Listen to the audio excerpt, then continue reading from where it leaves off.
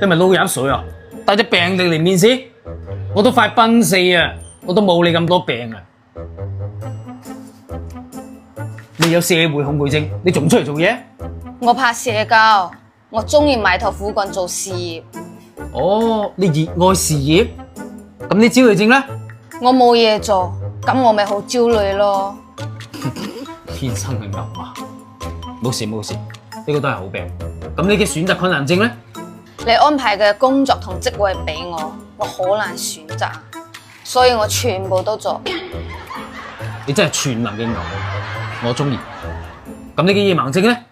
夜晚我唔可以行夜路嘅，所以我都會留低喺公司加班。全日制牛馬，聽日過嚟報道。最後一個恐高症係我工資唔可以太高，唔睇住難受。練肥嘅牛馬，簽埋合同嘅。